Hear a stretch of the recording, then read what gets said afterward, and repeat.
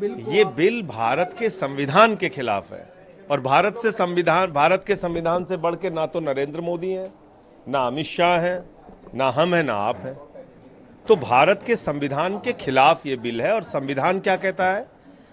धारा 26 ये कहती है कि धार्मिक उपासना पद्धति की, मंदिरों में, मस्जिदों में, चर्च में, गुरुद्वारे में जाने की, पूजा पाठ करने की और उन संपत्तियों का प्रबंधन करने की पूरी स्वतंत्रता और आजादी इस देश के अंदर है। और उसमें किसी भी सरकार के हस्तक्षेप की कोई गुंजाइश दूर दूर तक नहीं है। ये धारा 26 कहती है भारत के संविधान की। आप एक वक्फ बोर्ड के बिल के बारे में भ्रामक खबरें फैला रहे हैं। आप कह रहे हैं ट्रिब्यूनल का फैसला अंतिम होता है, जो गलत है। आप हाई कोर्ट, सुप्रीम कोर्ट में जा सकते हैं और गए हैं लोग, कानूनी लड़ाई लड़े हैं, जीते भी हैं कई मामलों में। आप झूठी बात फैला रहे हैं, कह रहे हैं इससे 12,000 करोड़ की आमदनी हो सकती है। तो पकड़ के लाओ नीरव मोदी को, 20,000 करोड़ वसूलो, 12,000 करोड़ वक्फ बोर्ड को दे दो और 8,000 करोड़ रुपए सरकार के मुनाफे में ले जाओ। आपने 43 कंपनियों का 3,53,000 करोड़ माफ कर दिया और वक्फ बोर्ड का बिल लाने के लिए आप ऐसे बहाने कर रहे हैं। पता नहीं कहां से ये तर्क लेके आए। एक बात। दूसरी बात क्या है? मकसद ये है कि वक्फ बोर्ड की जमीनों को कब्जा करके अडानी को देना है। आगे गुरुद्वारा की जमीनें कब्जा करेंगे, आगे चर्च की जमीनें कब्जा करेंगे, दलितों, आदिवासियों की जमीनें कब्जा करेंगे। जमीनों को कब्जा करके अपने दोस्तों को देने का मकसद प्रधानमंत्री नरेंद्र मोदी का है।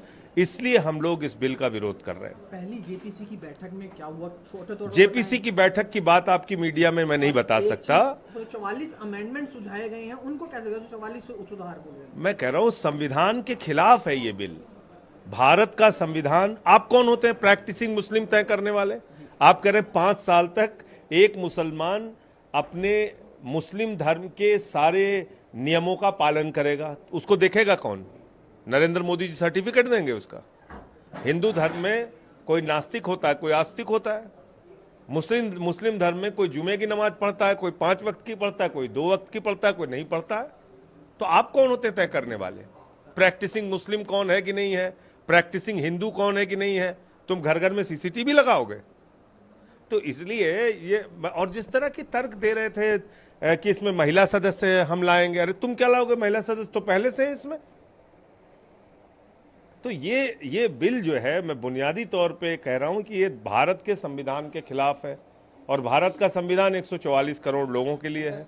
तो इसलिए ये सिर्फ मुसलमानों का सवाल नहीं है, ये देश के लोगों का सवाल है। हम सब मिलकर इसका विरोध करेंगे। आखिरी सवाल आपसे, वीके सक्सेना ने आज परमिशन दे दी है सीबीआई को केस आगे बढ़ाने की, जो एक्साइज पॉलिसी स्कैम है उसको लेकर, क्या कहेंगे? देखो, ऐसा है कि एलजी को, सीबीआई को, ईडी को, सारी संस्थाओं को मोदी ने बिठा रखा है सिर्फ और सिर्फ केजरीवाल जी का विरोध करने के लिए। उनको जेल में रख के प्रताड़ना कैसे देनी है, ये इनका मकसद है और इसी के कारण ये सब कुछ हो रहा है। न्याय मिलेगा? कोई सबूत केजरीवाल जी के खिलाफ नहीं है। कोई सबूत मनीष सिसोदिया के खिलाफ नहीं था।